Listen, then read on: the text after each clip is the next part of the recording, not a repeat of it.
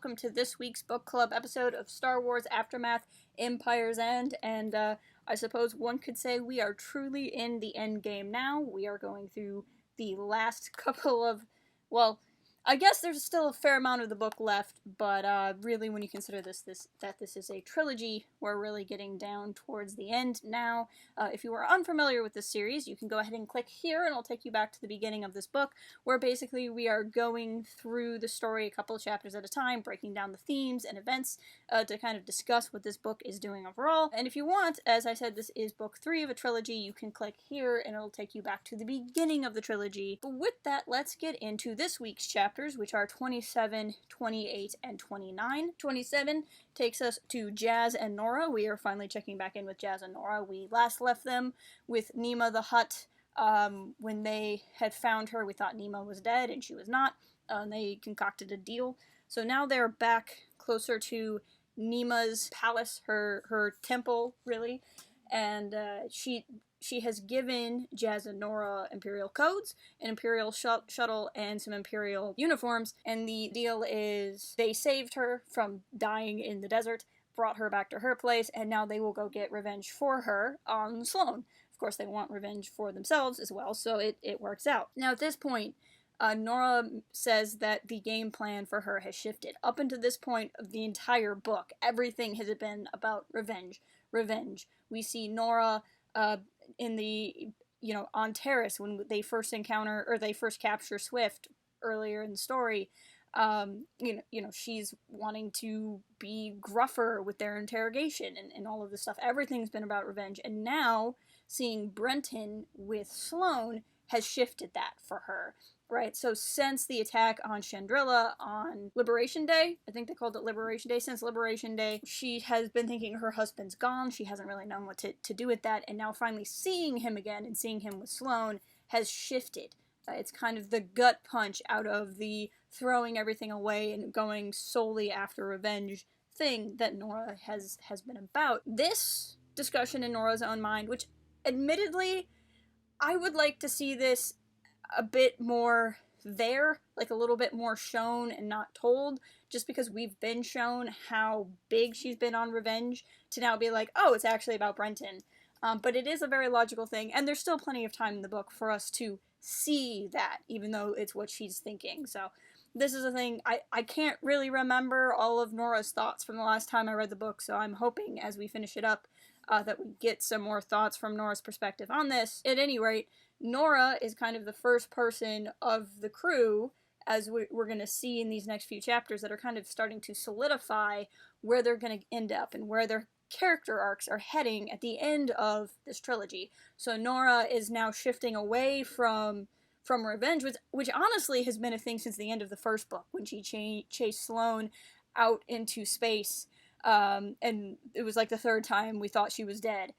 Like, ever since the very end of Aftermath, Nora has been on this, I have to get revenge on Sloane kick, and now is starting to come out of it again, finally, and be like, no, I have to put my family back together. It's at this point that she and Jazz have a conversation, and Jazz is like, I've been fighting against being my Aunt Sugi this entire time. I wanted to think my aunt was wrong, I wanted to think that personal connections were wrong, and that it's all about the job, when really the job is just the job. And so she kind of has this moment of finally telling Nora, like, no, I'm giving up on, not giving up necessarily on the bounty hunter thing, but giving up on that is the most important thing.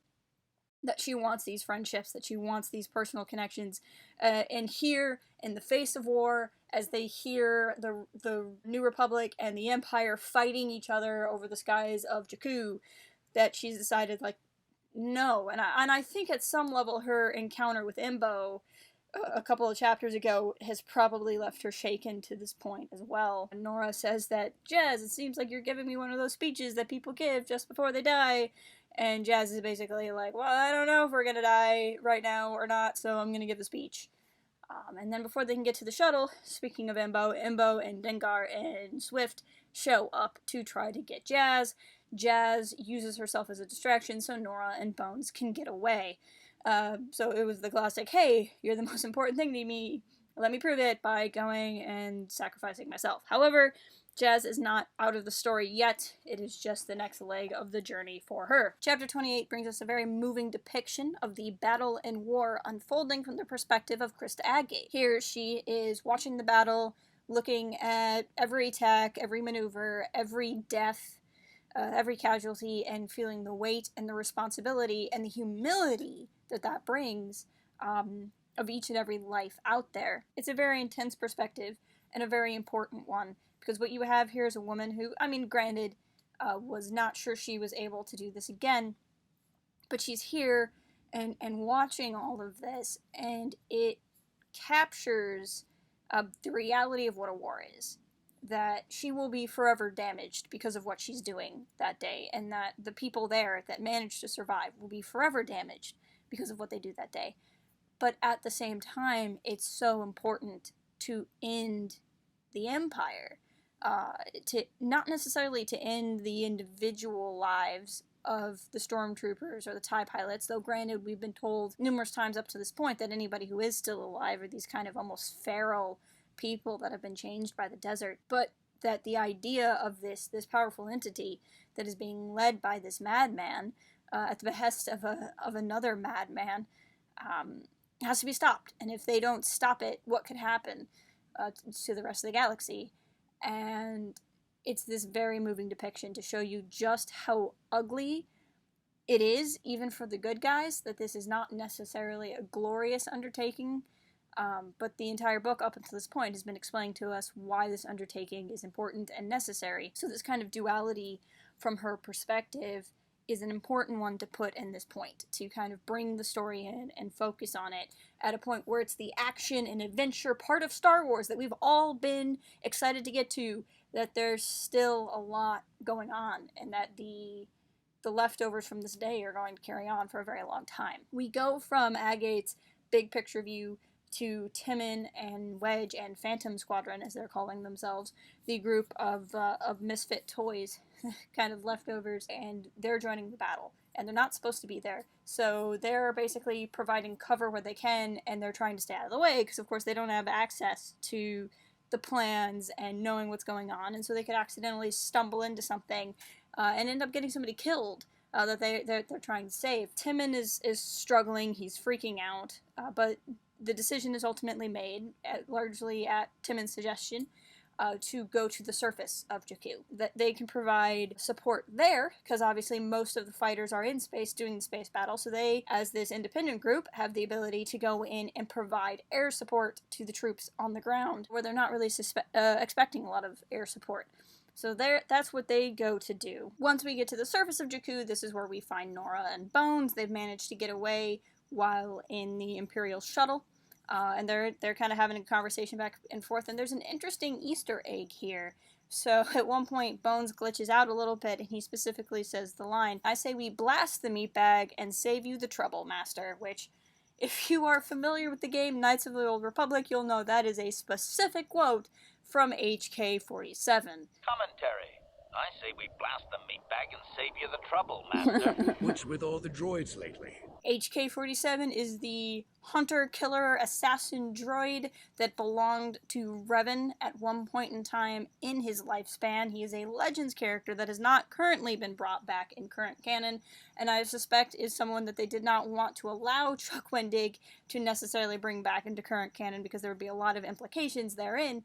But that line specifically is a direct reference to HK-47. It is a great line, a very memorable line from a very memorable character that brought a smile to my face, that Bones could not only have the programming of General Grievous in him, but also HK-47, who is still my favorite droid in all of Star Wars. It is at this time that a great case of galactic irony ensues.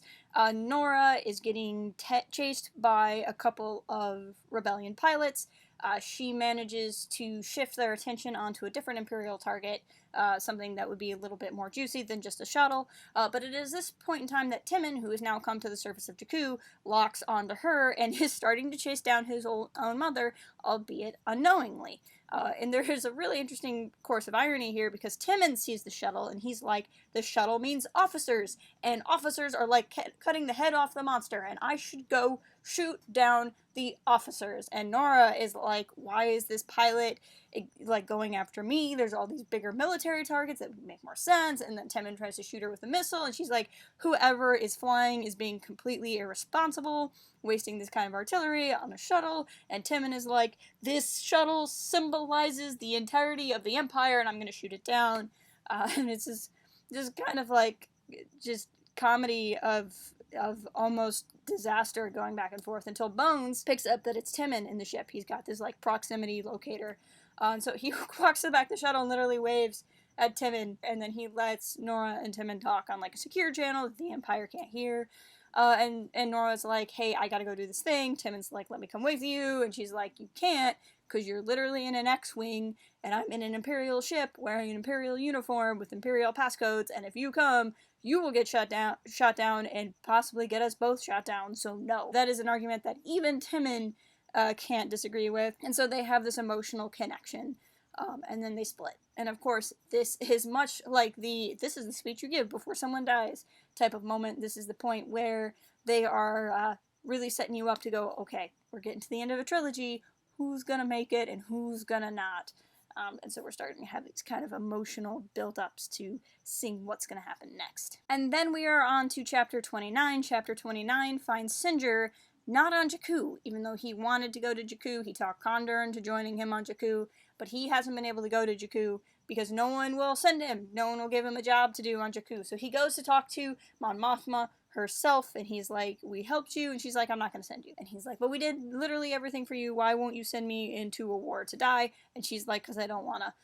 And then she tells him, you can of course go, like we can't stop you, like you can just hop in a ship and go. He almost does it, and then she tells him, but she has a job offer for him, and she offers him a job as her second aide. So, you know, we'd seen her in the earlier books having the kind of like pro-military guy and the non-military guy, or really just having the cynic and the optimist.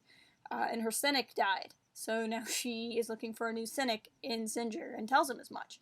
That she wants somebody who is cynical about how the galaxy works, somebody who doesn't trust the system, somebody who is gruff and willing to manipulate people and get things done. You know, she needs the person who can do the dirty deeds. But she says that she wants him for his wit and his ability to kind of work people, as it were, as opposed to, you know, Singer has been torturing people, physically torturing people, and been trying to find a way to use his skills and his mind that isn't hurting people. And here comes Mon Mothma, like, that's what I want you to do. You know, she wants him almost as, like, the chief of staff-esque type of person that will just kind of go and get everybody to work out what they're doing. And Singer's like, I am the worst choice. Mon Mothma doesn't say it in so many words, but Singer's effectively the best choice because he is the worst choice, if that makes any kind of sense. It was really cool to see that, and to see one of these new characters kind of get brought into the orbit of one of the main characters that we know, and to see that with Mon Mothma. Of course, he does say yes. He's not exactly sure why. You know, she pressures him into it, I guess, and she has tricks up her sleeve as well. I don't know, seeing them together and what we're going to see in these chapters upcoming, seeing Mon Mothma and Singer, they are not two characters I would have pegged as, I want to see these two characters together. And ever since I've read Empire's End, I've been waiting for the TV show that is New Republic Politics with Mon Mothma and Singer, because seeing them together, I don't know, they end up working really well together, and I'm really excited to see that going forward. The other thing that's interesting here is we learned that Wartol, as much as he was being mean to Mon Mothma, as much as he was using what was happening to his political advantage, we find out that he was not directly responsible for the 5 senators voting against Mon Mothma. We already knew that it was the Red Key, but he apparently does not have connections to the Red Key.